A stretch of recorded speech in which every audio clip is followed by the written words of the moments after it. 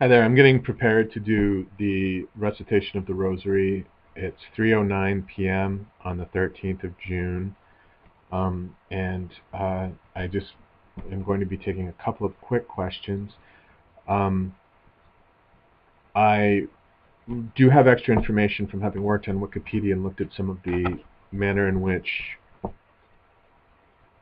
Church Universal and Triumphant and Mother are being discussed by people who would seek to maintain an encyclopedic rendering of the church and the history.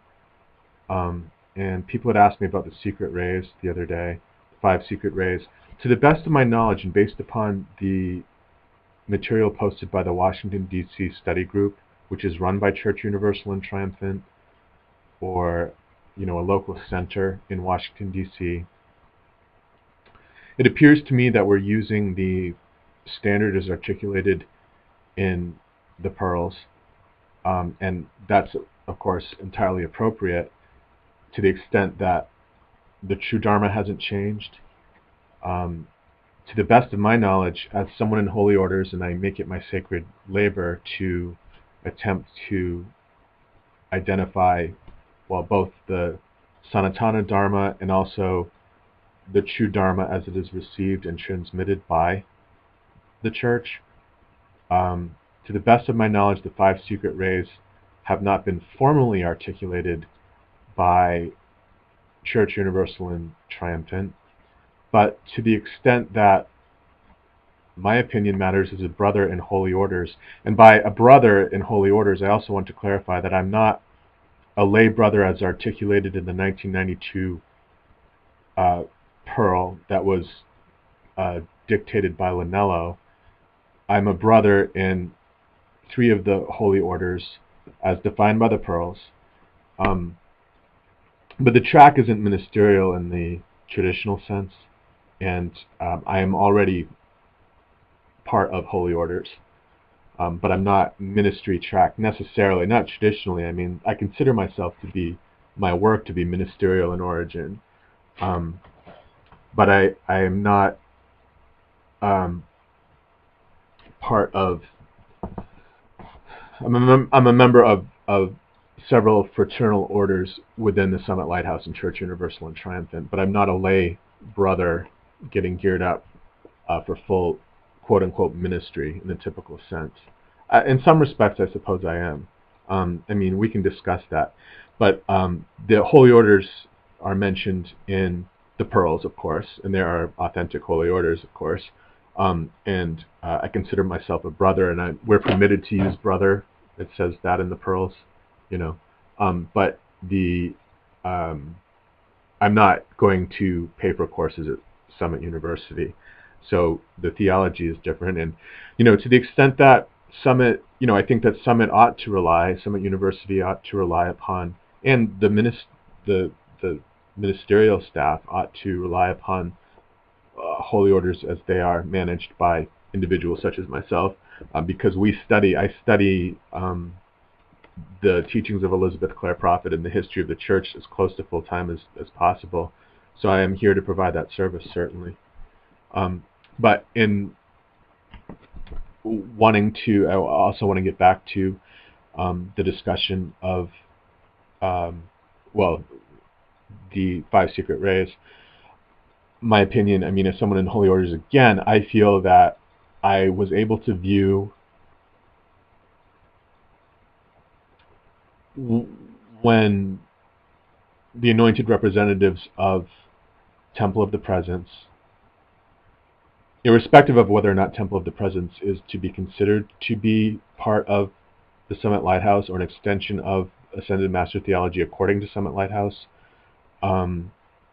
I was able to receive information in space-time at the same time, and to review that information at the same time as the anointed representatives at Temple of the Presence. And I believe very firmly that the 5 secret rays and the pranic breaths associated with the 5 secret rays and the ascended masters associated with those various rays are accurate. So I want to extend that to people who might be wondering about the content of that pearl and that material as it was posted by Washington, D.C. And I think that if you go to the Washington, D.C. study group, this is not Facebook, by the way. This is an entirely different group of people. If you go to that material, you can look under Ruby Ray as the ray of integration, and they have it posted as a statement about Aziel, the archangel. Then you will find the statement about the 5 secret rays to which I refer. And I can clarify this. What I would like to do is write a letter at some point when I have time and funding. Funding is a huge problem, and I intend to propose that my work here in Maine is supported so that I can help with more vigor in Montana. But if you look at that posting, it is under the material that they posted about that particular archangel, who is, along with his archaea, associated with the secret chamber of the heart. And they make a statement in that, the Washington, D.C. study group makes a statement about the 5 secret rays not having been revealed. And I think that is from a material from a pearl from many years ago. And again, as I mentioned before, I know that Temple of the Presence has stated that Mark Prophet is the Chohan of the 2nd secret ray, and that resonates with my information. I believe that Mark is the Chohan of the 2nd secret ray, and that we shouldn't, eschew that material or reject that information because it's being issued by anointed representatives at another church. I think that we should accept it as truthful if it is truthful information. And it strikes me, as a student of Elizabeth Clare Prophet and as a dedicated Sheila within the Summit Lighthouse, a member of the Holy Orders, as consonant with the Dharma. So I wanted to make that announcement in advance. With respect to the Rosary, there's a lot of very rich information, and some of it I've yet to unearth, that was committed to audio recording by Elizabeth Clare Prophet with respect to the Rosary. I have been exposed to some of it, and I intend to chronicle all of the information. The Rosary that we will be conducting later on will be more of a typical Roman Catholic Rosary. As I mentioned, I feel that the Holy Mother has been communicating with me over the course of the last several months, and she suggested that I use both versions of the Rosary at random intervals over the decades. So I believe that will be how we will proceed, and I'll explain briefly the difference between the Dominican Rosary and the Standard Roman Rosary, and also Mother's Rosary. And I'll also provide you with a reference to a rosary, a quote-unquote rosary, that is a prayer session, a recorded prayer session that was headed by Mother, that includes decrees, is very powerful, and is only approximately, I think, 16 minutes long, and that's available free at tsl.org, and I will definitely provide you folks with a link to that as well. But I wanted to clarify the information.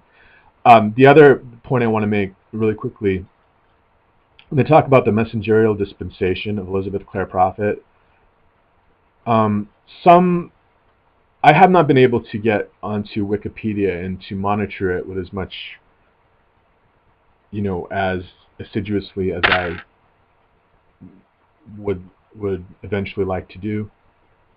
There is some material out there. What I try to do is touch base periodically with how the church is being presented, to ensure that people aren't hijacking the site, and not only people who don't understand necessarily, they get in there periodically, but once in a while you'll find people who try to say that, oh, I don't know, don't listen to anything that TSL.org has to say because they just sell books and promote Elizabeth Clare Prophet. Well, naturally, as a religion, as a spiritual group that supports Elizabeth Clare Prophet, we're going to be quote-unquote promoting Elizabeth Clare Prophet, just as the Roman Catholics promote their own brand of orthodoxy, as Mother used to call it.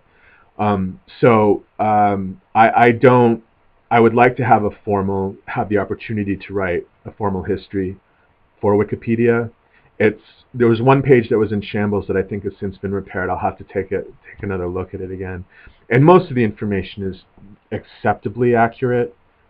I believe some of it is still a little bit biased, and it's that I don't have the time to correct it. But I try to get on periodically and weigh in when the Wikipedia editors say, well, people within a religion are too biased to comment about the religion, which I think is absolutely ridiculous. Because if you have a question about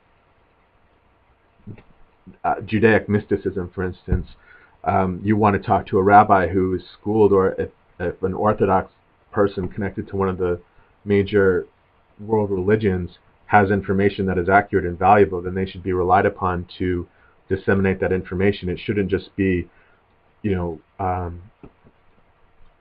these quote-unquote impartial editors purveying what little information they can. That doesn't make sense to me. And so I did complain about that formally on the board at Wikipedia. I said that I didn't feel that it was appropriate to exclude people who were within organizations from providing information about the organization. And I think that, the serious editors there, the higher-ups there, will give that give that adequate focus.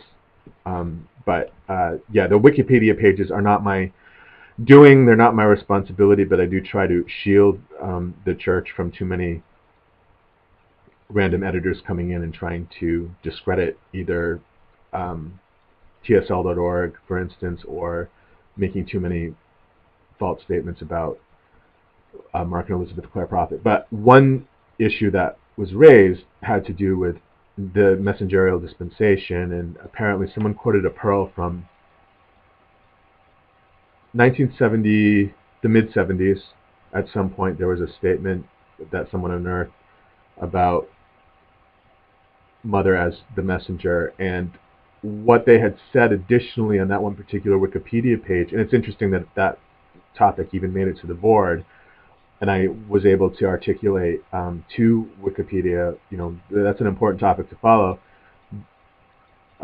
Follow that information rather than people who say, oh, don't pay attention to theosophy, don't pay attention, this is one of the problems that I encountered, well, don't pay attention to the theosophical assessment of, or theosophical rendering of Sanat Kumara only. You should only be focusing on the traditional Hindu representation. I said that was not appropriate because theosophy is an important spiritual movement, and our perception, our perspective counts. But when they were talking about the dispensation, what I wanted to say was, in addition to that one pearl in the 1970s, there was additional information that was released in the 1990s with respect to the dispensation, and I believe it was El Moria in a dictation by Mother, through Mother, and I can find that information for anybody at the church who might have an interest, or anybody at the Summit Lighthouse who might have an interest. But I just want to, again, extend my knowledge and presence to anyone who might be interested in utilizing me, picking my brain, in other words, for information about theosophical topics as they are important to our theology at the Summit Lighthouse. Okay, so that's, I guess, the lead-in to the Rosary, and I will provide you with a demonstration of how to pray the Rosary in my next recording. All right? With any luck, I'll be able to make it later on today. Take care. Namaste, and thank you all for continuing to support Holy Orders in Maine. Peace.